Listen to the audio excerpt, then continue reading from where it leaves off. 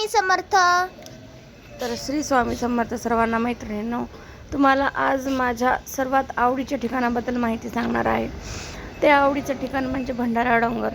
मैत्रिणींनो, जेव्हा जेव्हा मला वेळ भेटतो ना, तेव्हा तेव्हा म्हणजे रविवार वगैरे असला ना, तर मी, माझे मिस्टर आणि माझी दीदी अशा मी म्हणजे भंडारा डोंगरावर जातो. कारण की आठवडाभर आपण काम करतो आणि एक दिवस मनाला रिलॅक्स म्हणजे पाहिजे ना थोडंसं, नाही का. तर मनातील जे काही मळब असतं ते दूर होतं तिथं गेल्याच्या नंतर. आणि सर्वात महत्त्वाचं म्हणजे संत तुकोबारायांना तिथं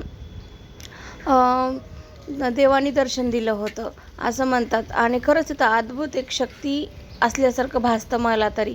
कारण की बघा, तिथं असं वाटतं की तिथं कुठली तरी दैवी शक्ती असल्याचा अनुभव होतो.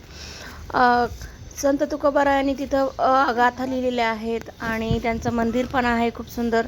नवीन पण मंदिराचं बांधकाम तिथं झालेलं आहे आता.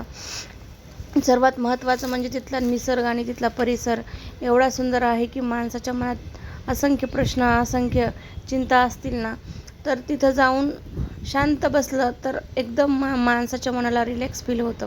त्यामुळं आम्ही ज्या दिवशी आम्हाला सुट्टी असते किंवा महिन्यातून एकदा तरी आम्ही भंडारा डोंगरावर जातो. त्यामुळं हे माझं आवडीचं ठिकाण झालं आहे बघा. आणि त्याच्यानंतर आम्ही दर्शन घेतलं महाराजांचं. आणि तिथं त्यांचं मंदिर एवढं छान आणि सुंदर सजवलेलं आहे फुलांनी की बघतच राहावं असं वाटतं. त्याच्यानंतर मग आम्ही आजूबाजूचा परिसर तिथला शांत, म्हणजे एकदम शांत वातावरण असल्यामुळं 1-1.5-2 तास आम्ही तिथं बसतोच. त्यानंतर परतीच्या प्रवासाला लागतो. तर हे जे बाजूला मंदिर झालेलं आहे ना मैत्रिणींनो, ते नवीन मंदिर झालेलं आहे आणि ते पण खूप सुंदर झालेलं आहे. आणि आजूबाजूच्या परिसरात एवढे असंख्य झाडं आहेत तिथं. पण यंदा पाऊस नसल्यामुळं थोडीशी ते झाडं वाळायला लागले. तर म्हणजे आजूबाजूच्या परिसरातली तर पाऊस पडेनच, कारण की सगळी जी चिंता आहे ती आपल्या विठुरायांना आहेच.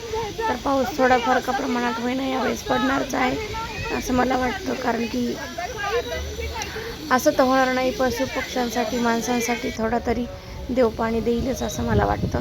तर मी अशी तिथे गेल्याच्या नंतर थोडंसं फिरले आणि मग नंतर आम्ही पण फोटो वगैरे घेतला आणि निघलो परतीच्या प्रवासाला. श्री स्वामी समर्थ.